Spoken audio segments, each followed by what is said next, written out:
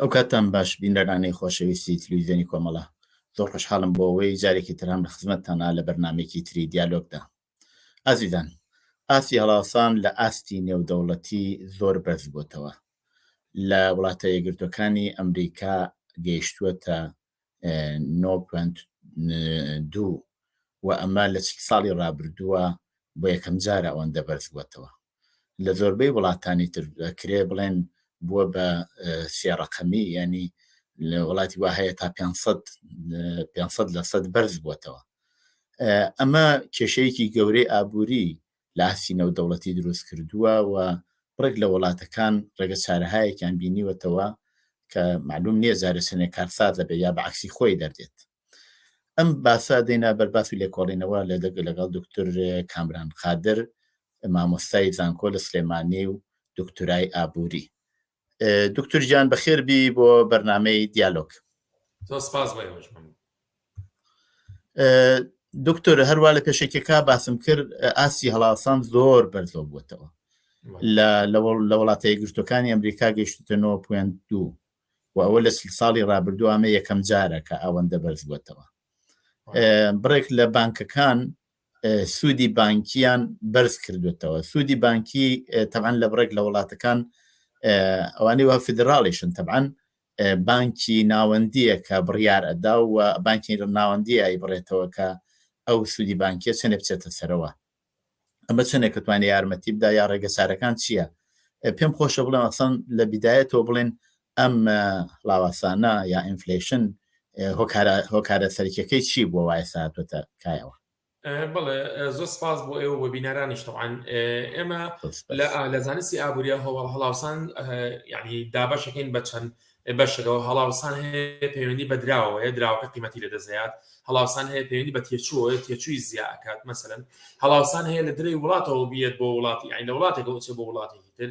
مەسەلەن هەڵاوسان هەیە پەیوەندی بە خواستەوەیە، خواست زیاد و ئاسە گەشتنەکان بەرزەبێتەوە.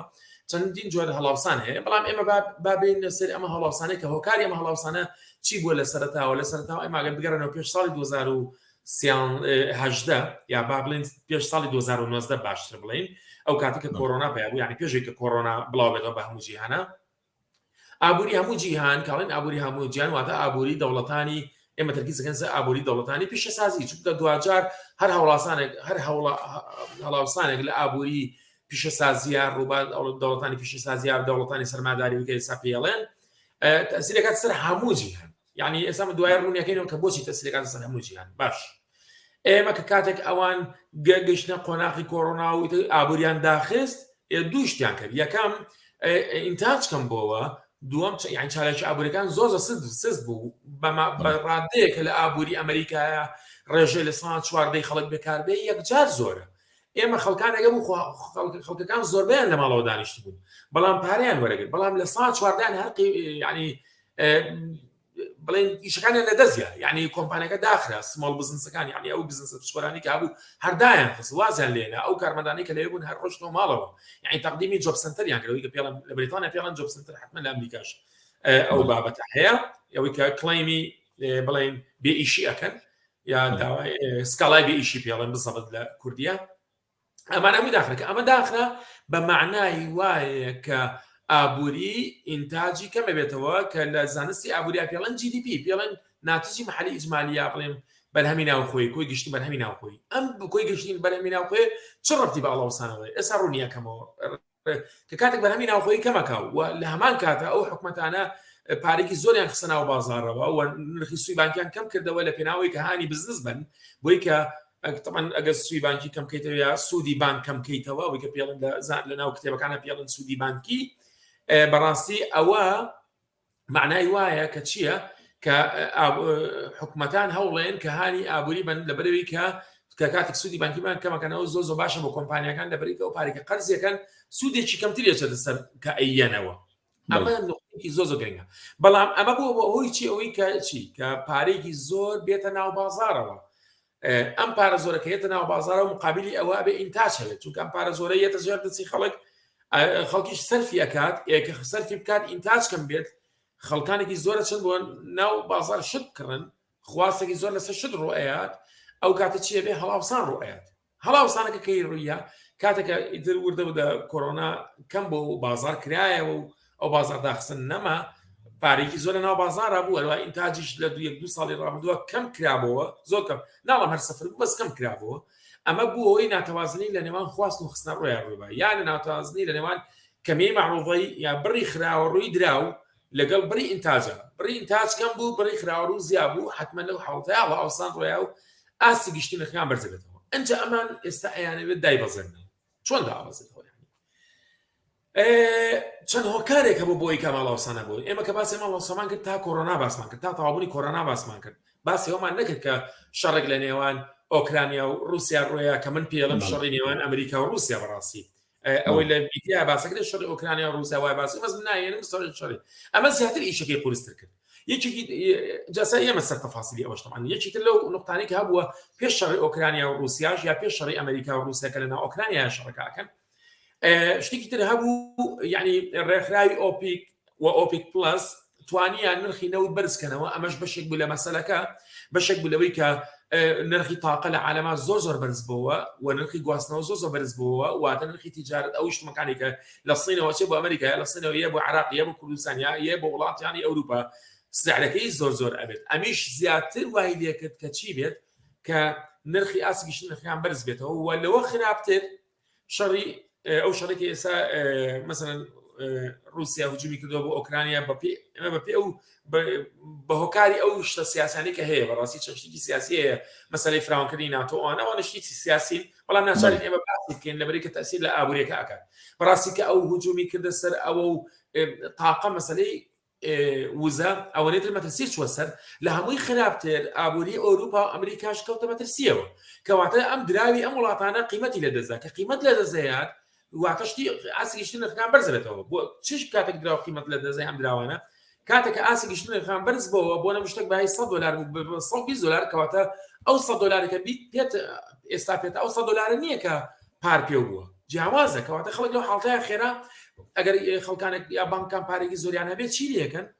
خۆیان لە پار دۆلار نەجارێن ئەوەنەی تر دۆلار کەوتە ناو بازارەوە یعنی ئەوەی تر ئیشەکەی قورس کرد جا ئەمریکا بووی کە ڕێگری لەمە بکات بەڕاستی بۆی ئاپۆرێکی نەکەوێت مەترسیەوە چی کرد هات لە قۆناغی یەکەمان لە 15 ئاسی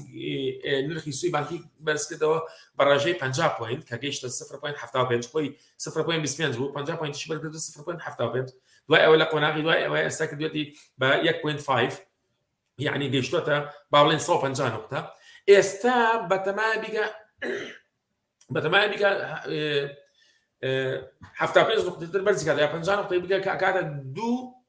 یان 2.25 کە ئەمە مەسەلەی هەڵاوسان ئەوێ بۆ چارەسەریکە بەڵام من ڕێی شخصی خۆم هەیە هەڵاوسان مادام سەبەبەکانی جیاواز بۆ چەند سەبەبێک بووە تەنها بە مەسائلی بەرزکرد بڵێ دینە سەرەوە دکتۆر گیان دینە سەرەوە کە ڕێگە چارەکان چییە بەڵام بۆ بینەرانیش زیاتر ئاگدار بن ئەو هەڵاسانە زیاتر بانکی ناوەندی ئەیباتە سەرەوە حتا بانکی ناوەندی ئەمریکا کەریباتە سەرەوە ینی ئەو سوودی بانکی کە ئاباتە سەرەوە تاسییر لە ئاسی جیهاناکە ئەوەی ئەوروپاش تاسییر هەر لە ئاسی جیهاناکات بۆ ئەوەی بەشێکی زۆر لە وڵاتەکان لەو بانکانە قەرزەکەن ئەمە بانکە لە بانک ینی بڵێن لە وڵاتێکی وەکو سوید کە من تیاژیم لەوێ بانکی ناوەندی سوودی بانکەکە ئەباتە سەرەوە بۆ بانکەکان بەڵام بانکەکان قەرزیان داوە هەم بە تاکە کەس هەم قەرزیان داوە بە کۆمپانیەکان و بە شەریکەکان کە بەرهەمێنێرن بە بچووک و بە گەورەوە کە ئیباتە سەرەوە معنای ئەوەیە کە ئەوان دەست ڕاگرن لە ئینتاجی زیاتر بە ئەو جۆرە وایەوە ئاماژتان پێکرد لە بەرهەمهێنانی زیاتر کە بەرهەمهێنان زۆر نەبوو تەبعەن ئەو تەوازن ئێنێتە پێشەوە ئەوانیش بەڵام ئەوانیش آخر ڕۆکەنەوە خەڵکەکە یا تا کەسەکە یا شەریکەکان و سوودی بانکی خۆیان بەرامبەر بەو شەریکانەوە بۆ تاکە کەسانە ئەبەنە سەرەوە دێ ئەوە نەتیجەی عەکسی نابێت طبعا کە کاتێک سوی بانکی لە ئەمریکا بەرزەبێتەوە حتمما تەسیراتی لەسەر چەند دەوڵەتێکی ترە بێت چونکە دوجار ئێمە کەپیتال موڤمنت فری کەپیتال موڤمنت واتە کەپیتال با بڵێن سەرمایە سەرمایە لە نێوان دەوڵەتانە هاتوچۆکات. ئێستا لەوانەیە بانکە بێت لە سوید یا لە بەریتانیا قەرزی لە بانکە ئەمریکیان کردبێت. ئێستا 2000 بانکە ئەمریکیەکە سوی بانکەکەی لەسەر ئەو بانکە بەریتانیا بانکە سویدیا زیاکات کە زیای کرد. ئەمانیش طبعا ئەم بانکانش ئەم قەرزیان ناوە بە خەڵک بۆ بزنس، ئەمانش سوەکەیان زیاکە لەسەر ئەوان یا سوودەکەیان زیاکە لەسەر ئەوان کە کاتێک بزنسەکان سێ دەکەن سوودی بانکەکە زیای کردووە، ئەوانش چی ئەکەن؟ دووش دەکەن، یان ئەوەیە تاقی ئینتاجی خۆیان کەمەکەنەوە چونکە بۆی کە بەشێکی لەو قەرزانە بنەوە بۆی ئەو زەختە لە سێیان نەبێت ئەو زەختی سوودی بانکیە، یان شت گرانەکەن، یعنی دوو ڕێگەی لەبەردەستە یا ئەبێ وەکە یا ئەوە بکە. طبعا زۆربەیان بەشێکی زۆریان بەشێک لەو کرێکارانە ئەیانێنە ماڵەوە ئێمە بۆیە باسی ڕکودی اقتصادیەکەین یا داکشانەی ئابوووریەکەین لەبەر ئەم هۆکارەیە کە کاتێک سوودی بانکی بەڕادەیەکی ئاوا زۆر بەرز بێتەوە بەڕاستی 2000 تەسەرێکاتە سەر ژمارەی بێکاری، واتە ژمارەی بێکاری زیاکرد. ئەمە کە پێڵەن ڕکودی اقتصادی. لە لایەکی ترەوە ڕکودی اقتصادی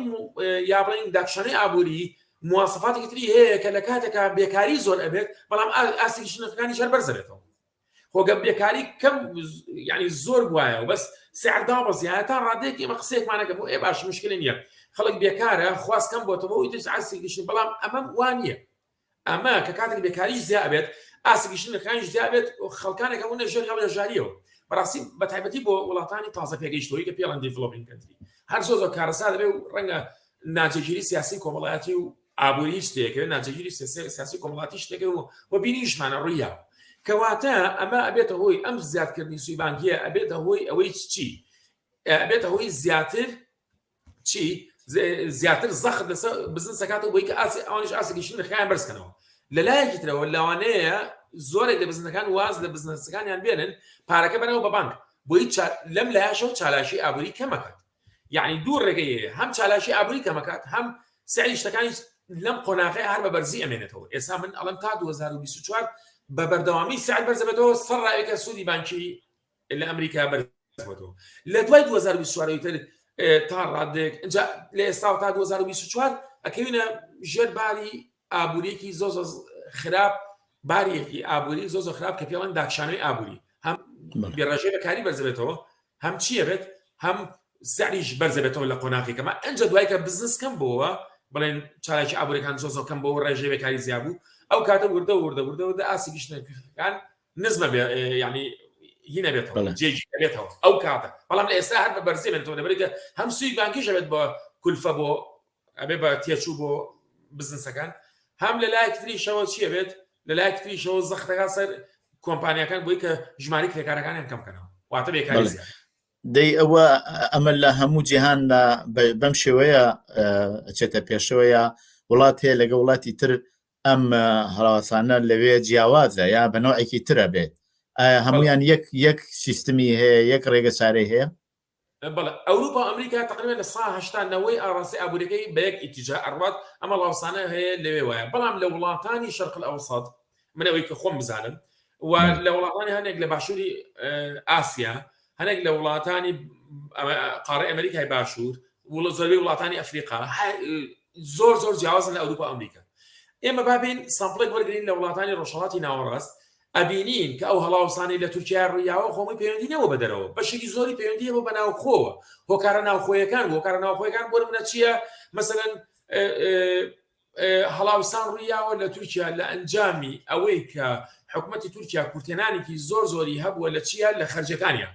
واتە چووە خەرجەکانی بەچی یا بە تەبعکردنی پارەی کردووە یا بە قەرزێکی زۆر کە ئەو قەرزانش پێویستە یعنی سوودی بانکەکانی باتەوە. ئەمە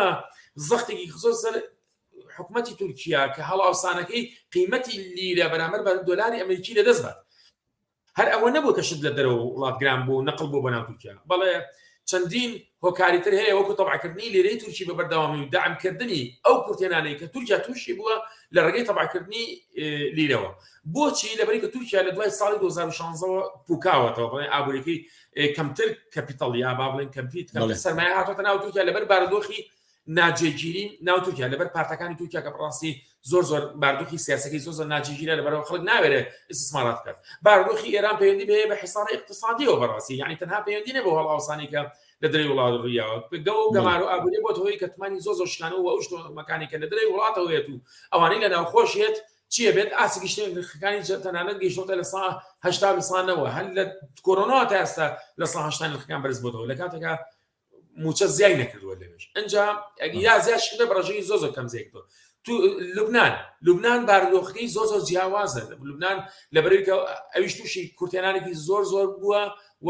کەرتی سیاحی لە سەردەمانی تورکیا شەروە بوو تەمان لە کەرتی سیاحی لە سەردەمانی کۆرۆنا زۆر بکاتەوە پارێکی وای دەست نەکەوتووە لەبەرەوەی بانکی مرکزی پارێکی زۆر کەمی هەبووە تا پاڵپشتی پارەکەی خۆی پێ بکات واتە پارەی دۆلاری زۆر کەم بۆ لە ناو بانکە مرکزیە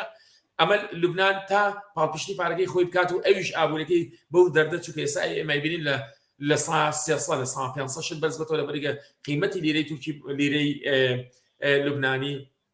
زۆر داشکاوە سووریا بە هەمان شەوش سووریا کاریگەری شەڕشتیوای بۆ هەروەها کۆرۆنا واتە کۆرۆنا ڕاستە تەسیری لە ئەوروپا و ئەمریکا کردووە بەس کۆرۆنا لە وڵاتانی شەرق ئەوسەطە تەسیرێکی زۆری لەم وڵاتانە کردووە یەکێکی وەکو عێراق وڵاتێکی وەکو عێراق بەڕاستی بەو هەموو بەقوەتیەوە هەموو کۆمەڵگای نێودەوڵەتی پشتیوانی ئەکاو بە ئارەزوی خۆی نەوەرتەدەرەوە نەیتوانی تەحملی ئەو دابەزینە لە داهات کات و بەناچاری نرخی دیناری عراقی 120,000 گەیانیە 150,000 واتە ئێستا 147,000 دینار ئەنجە گەڵایەکە یا $100 جاران 119,000 یا 120,000 $100 کرد لە کاتێکە ئەم $100 ئێستا پێمانە ئەو $100 نییە کە پێرار پێمانە لەم $100 لە سان و دێ قیمەتی لە دەستداواتار $90 واتەوە کوە لە عێراق یا لە ئێران یا لە سووریا یا لە تورکیا یا لە لوبنان بەڕاستی یا لە مصر ئێمە وڵاتانمان زۆر هەیە کە بێنینەوە بە نمونە کە تەسیراتێکی زۆر تێکردووە و بارودۆخی ئەمان زۆر خراپترە لە بارودۆخی ئەوروپا ئەمریکا. بڵێ دکتۆر جان لە بڕێک لە وڵاتەکان هەروەکو ڕسمەی سەری من پیشانی داوە ئەوانەی وە بە ڕەنگێکی پێسی یا سوورەتی دانراون ئەوانە وڵاتانن کە ئاستی هەڵاسان لەو وڵاتانە لە تقریبا نەتوانین بڵێن لە 5 بۆ 9 بەڵام ئەوانەی وا ڕەنگی سوورن لە 20 بۆ 49 بۆ 49 پوینت یا بڕێکیان کە زۆر لەوە تۆخترن ئەگاتە 50%. ئەوە معنای ئەوەیە زۆر جیاوازن لە هەندێک لەم وڵاتانە ئەگەر چاوی لێ بکەین ڕێگە چارەهایەکیان بینیوەتەوە هەر لە ئێستا قسە لەسەرەوە کرێت کە دەوڵەتەکان بەپێی ئەو دانیشتنانی لە بینی ساحبکار و کرێکارە هەیە یا نەخابە کرێکاریەکانە هەیە ئەمانە هەر لە ئێستەوە باسی ئەوەکەن کە موچەی کرێکاران لە ئاستی هەڵاوسان بچێتە سەرەوە بەپێی ئەوەی کە لە کۆمەلگا وەزعی ئابووری چی دەدێ دەی لە وڵاتانەی شەڕ ئەوسە دوایەوە بۆ خۆتان ئاماژەتان پێکرد چ ڕێگە چارەیەکە بینرێتەوە بۆ ئەوە خەڵک بتوانن توانای ئەوەیان ببێ لەم قەیرانی ئابووریە بێنە دەرەوە ئەوانە بێت چی بکەن. بەڵێ با بڵێن وڵاتانی ئەوەی لە لای خۆمان هەیە لە ڕۆژهەڵاتی ناوەڕاست هەرێک ئەو بارودۆخێکی هەیە ئێمە بێ ئاگامان لەوە مەسەلەن مەسەلەی تورکیا بارودۆخی هەیە مەسەلەی ئێران بارودۆخی هەیە عێراق بارودۆخێکی هەیە سووریا بارودۆخێکی تری هەیە لە مەسەلەی ئێرانە زیاتر سیاسیان ئەبێ کێشەکە چارەسەرکرێت نەک بڵێن ئابووریان یەکەم جارە بە سیاسیان چارەسەرکرێت مەسەلەی سووریا هەروایە بەس مەسەلەی تورکیا تا ڕادەیەکی زۆر لەگەڵ مەسەلەی لوبنان مەسەلەی عێراق ئەمە بەڕاستی ئەتوانرێت لە ڕووی ئابووریشەوە تەدەخولی تا بێن بەسەرەن ئێران ئەبێ گەمارەکەی لەسەر سوب بکرێت یان گەمارەکەی لەسەر لابێت هیچ نەبێت سوب بکرێت ئەو کاتە ئێران ئەتوانێت احتیاطاتی ئەجنەبی دەستکەوێت دۆلارێکی زۆر دەستکەوێت بۆی کە بتوانێت بەلایەنی کەمەوە ئەو شتوانێک کە پێداویست ئاسی گشتنەکانی زۆر بەرز بەتەوە لە ئێران ئەبتوانێت ئەو شتانە دابین بکات ئەگە بە نرخێکی هەرزانتر بێت بۆ قۆناغێکی دیاریکراوە تەنها بۆی کە بتوانێت بەرهەمێنان بخنەوە سەر ڕێڕەوی خۆی باشە ئەمە بۆ ئێران بەڵام بۆ تورکیا ئینەکەی ئەوەیە بەڕاستی ئەبێ نەفقاتی خۆی کەم کاتەوە خەرجەکانی خۆی کەم کاتەوە لە پێنا ئەوەی کە کورتێنان بۆ لوبنان بۆ تورکیا ئەم دوانە بێ خەرجەکانی خۆیان کەم بکەنەوە بۆ خەرجی ناپێویست کەم بکەنەوە بۆچی لە پێنا ئەوەی کە تەوازن لە نێوان چیا بکەن ئەو پارە زۆری کە طبعاً کردو هێنە خزانەتە ناو بازاڕەوە و ئەو احتیاطە دۆلاری کە نیان ماوە یا کەم بۆتەوە لە سەردەمی کۆرۆنا لەبەری کە پیش بە سیاحە دەبەستن لە ساڵی پس بە سیاحە دەبەستن نزگەی ئێمە توانین بڵێن 1-2 ساڵ بە زۆر بە سستی سیاحە دەڕۆژ طبعاً تأثیر لە چێکە تأثیر احتیاطاتێکە کەواتە ئەبێ چی بکەن وڵاتانە ئەبێ بۆی کە دیسانە بگەڕنەوە سەر سکەی خۆیان ئەبێ نەفقاتی خۆیان کەم بکەنەوە بۆ 2 ساڵیش بێ بۆ 3 ساڵ بێت ئەبێ کەمی بکەنەوە بۆی خەرجەکانیان لەو حدەتیانە پەڕێت لە حدی زیاتری داهاتیان تێنەپەڕێت کە مادام داهاتیان لەو فترەیە کەم بۆتەوە ئەبێ خەرجەکانیشان کەم کەنەوە هەرچەندە خەرجی کەمکەنەوە تۆزێکی شان بدۆزە بێت بەس هەنێک خەرجی ئەتوان کەمکەنەوە بە تابەتی ئەتوان خەرجی عسکەری کەمکەنەوە مەسەلەن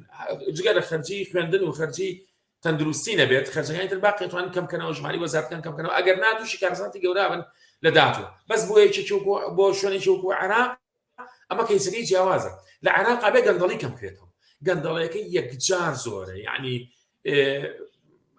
هەموو داتاکان پێمان ئەڵێن کە لە مۆزەفێکی بەسیتەوە تا یەکێکی ئازبەرز لە ناو وەزارەتەکانە هەمووی تێوەگلاوە لە گەندەڵی یعنی تۆ ئەگەر نرخی $200 بێ بۆ عێراق سوودێکی وای لە نابێنێت لەبەرێکە لەگەڵ ئەوەیە گەندەڵەکە زۆر بەرزە بێتەوە ئەگەر نا عێراق مشکلەی ئێستا $75 ملیار هەیە کە پاڵپشتی پارەکەی پێەکا و توانێتی پارەکەی جێگیر کات بەڵام دکتۆر بە داوای لێبردن ئەوەی وایەوە باسیەکەن ئەگەریش مەسەلەن بڵێن ئەو حساری اقتصادی وایە سەر لەسەر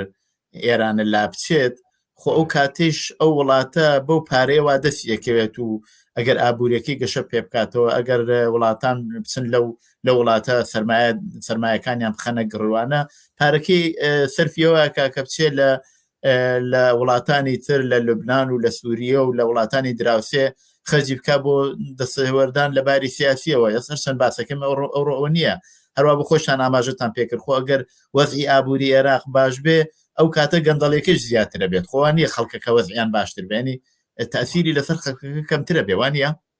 بزڵت بەنسبت ئەوەی یەکەمەوە خۆی من کە کاتێک ئەڵەن پارەیان دەستکەوێت کە پاران دەستکەوێت بۆ ئابووری سەرفکەن بەڕاستی خۆشگوزەرانی خەڵکی ئیتر خەڵکەکە زیاتر تۆی خۆشەوێت مەسەگە یەکێک وڵاتێکی بەدەستەوە بێت ئەگەر هاتو ئابووریەکی باش بوو خەڵکەکە زیاتر خۆشیێت چونکە ئابووری نقطەی یەکەمی ژیانە بەڕاستی بەڵام من کە کاتێک باسی ئەوکەم گەمار و ئابووریەکەی لەسەر لاچێت ئەو پارەی دەستکەوێت ئەو پارەی بۆ ئابووری سەرف بۆ ئابووری بەکاربێنێت بۆ لە ئابووری لابات نابێ بەکاربێنێت چونکە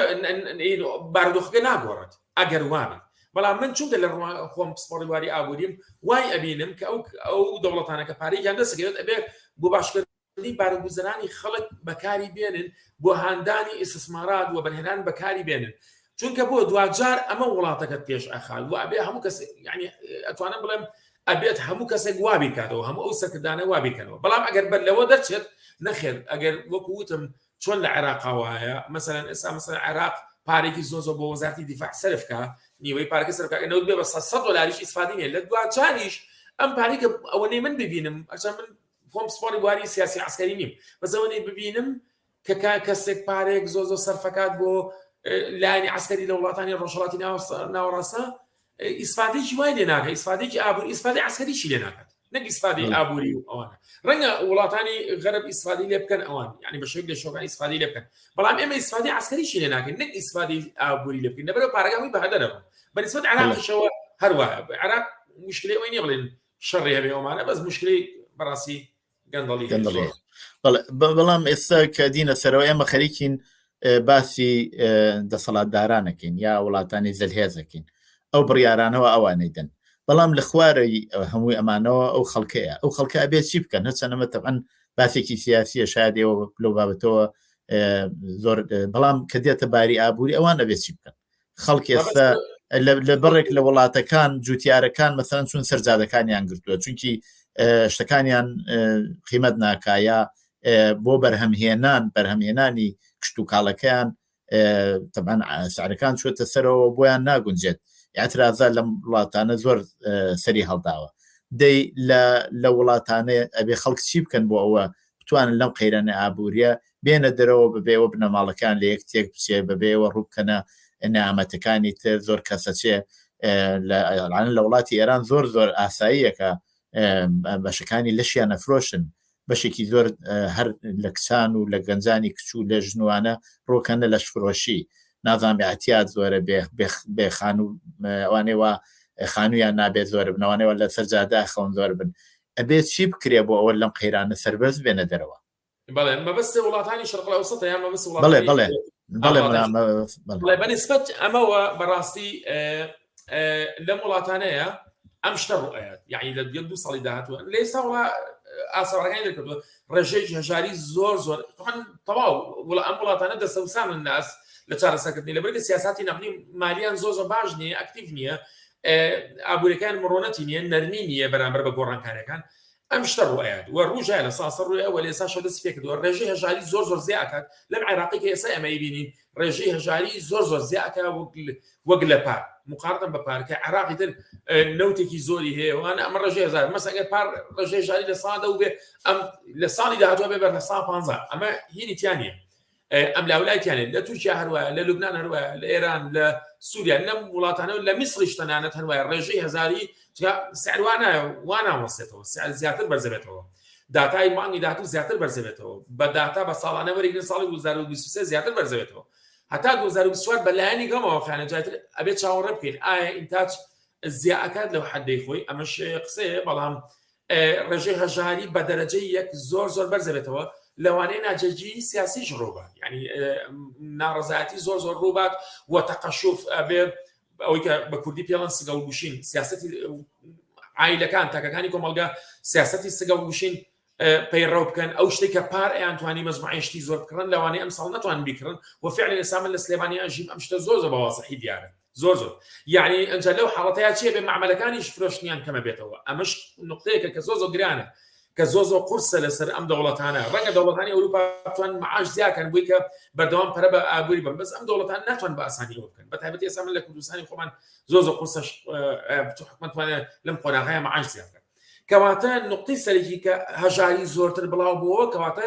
ناجێگیری سیاسی و کۆمەڵایەتی زۆر لێ ئەکەوێتەوە لەم دەوڵەتانە ئێمە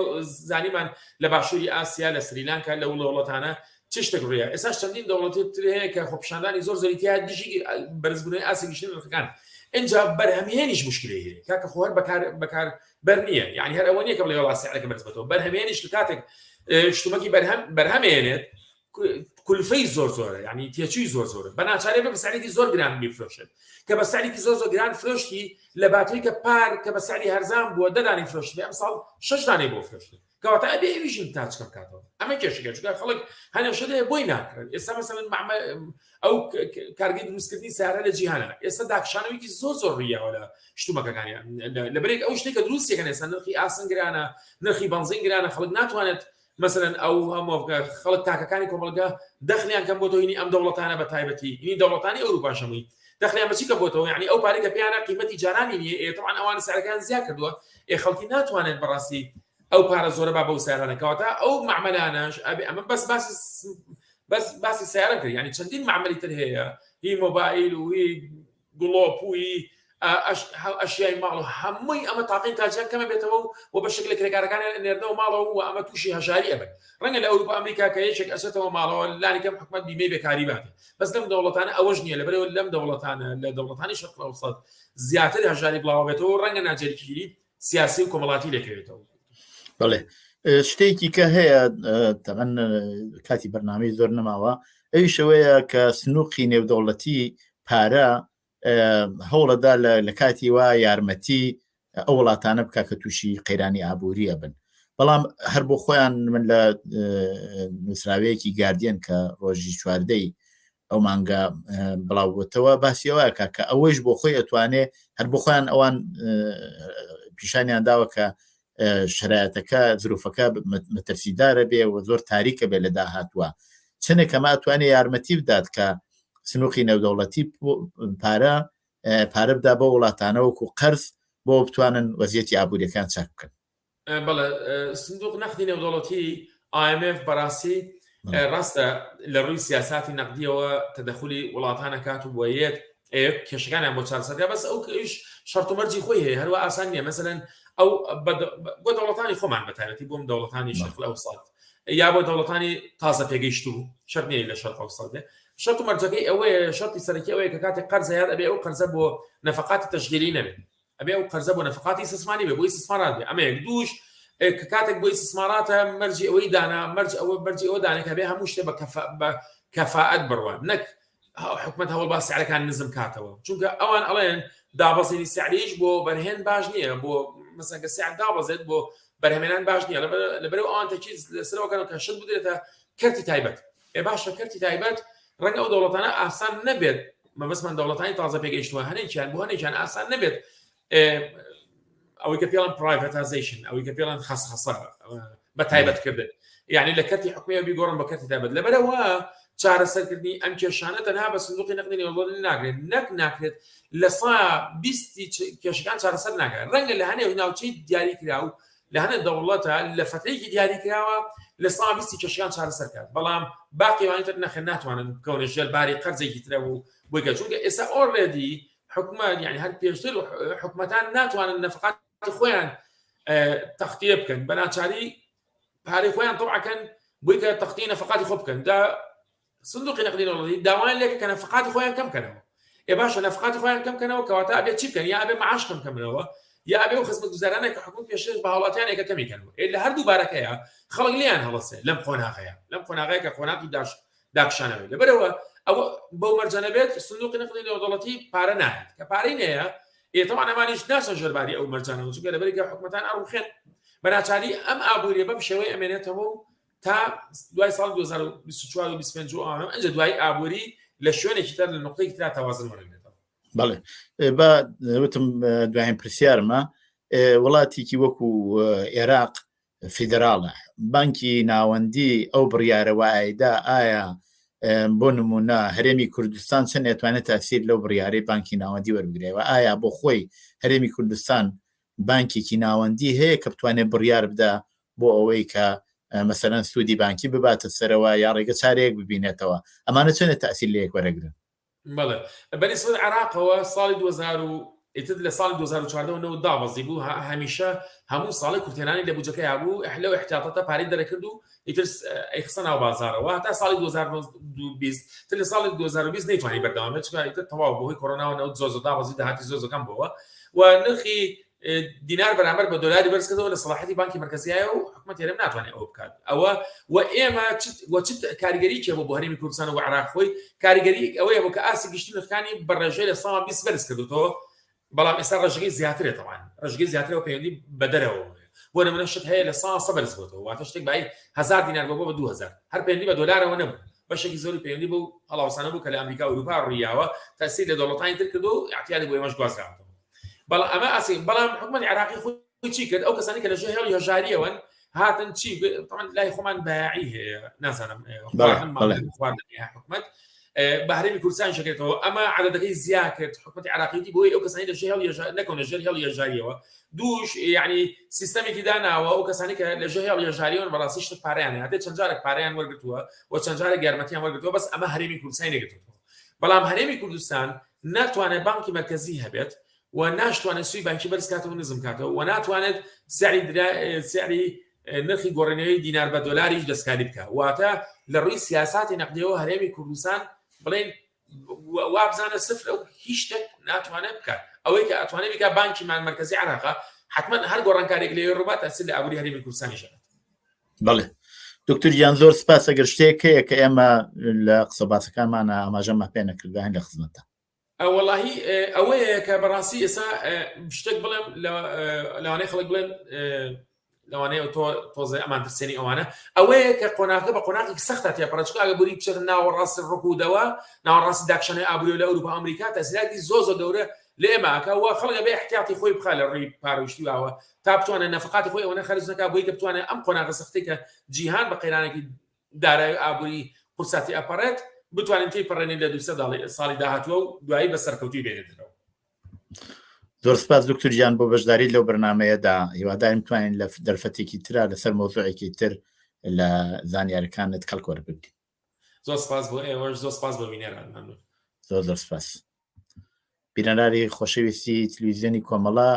بۆ جەرە هاتینە کۆتایی بەرنامەی ئەمجارەی دیالۆگ هەتا دیالۆگێکی تر ڕۆژ و شەوێکی خۆشتان بۆ باوە دەخوازم.